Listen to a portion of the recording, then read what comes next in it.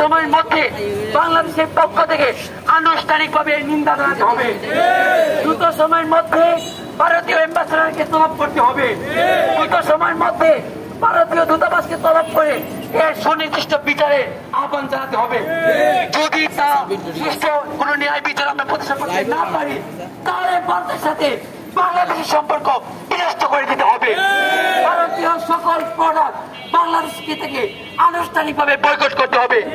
একই সাথে সাথে আমি বলতে চাই, বৈষম্য বিরোধী ছাত্র জনতার গণ অভ্যুত্থানের মাধ্যমে যেই সরকার গঠন হয়েছে, সেই সরকারকে আমরা ভারতের বিরুদ্ধে আর নীরব অবস্থানে একটা মুহূর্ত দেখতে চাই না।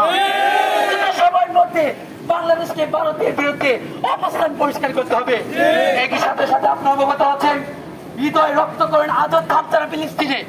আজকে আমরা বাংলাদেশ থেকে, হবিগঞ্জ থেকে আমরা দাবি জানাই, জাতিসংঘের মাধ্যমে দ্রুত সময়ের মধ্যে এই ফিলিস্তিনে ইসরায়েলি আগ্রাসন বন্ধ করতে হবে। দ্রুত সময়ের মধ্যে যুদ্ধবিরতি ঘোষণা করতে হবে।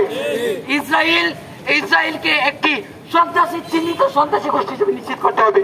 একই সাথে সাথে আমি শেষ মুহূর্তে বাংলাদেশের সরকারের কাছে আহ্বান জানাই, খনি মাফিয়া হাসিনা সরকারি থাকাকালীন আমাদের পাসপোর্টে ছিল এক্সেপ্ট ইসরায়েল, এই খনি হাসিনা আমাদের পাসপোর্টে এই কথাকে রিমুভ করে দিয়েছে।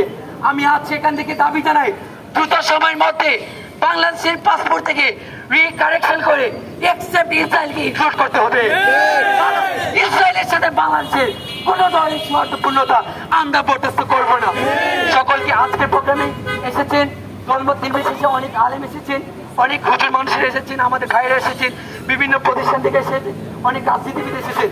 সকলের প্রতি আমরা কৃতজ্ঞতা জানিয়ে শেষ মুহূর্তে বলতে চাই, আমরা লক্ষ্য করেছি বাংলাদেশের মধ্যে 92% মুসলমানদের বাংলাদেশে বিভিন্ন অপসংস্কৃতি বাংলাদেশে ঢুকানোর জন্য ষড়যন্ত্র করা হচ্ছে। আমি একদম মুশারি করে বলতে চাই, বাংলাদেশের তরুণরা যদি, মুসলমান তরুণরা যদি জেগে উঠে, এই সকল ষড়যন্ত্রকারীদেরকে আমরা 5 মিনিট দেখতে দিব না। সকলকে ধন্যবাদ জানিয়ে আমি আমার বক্তব্য শেষ করছি।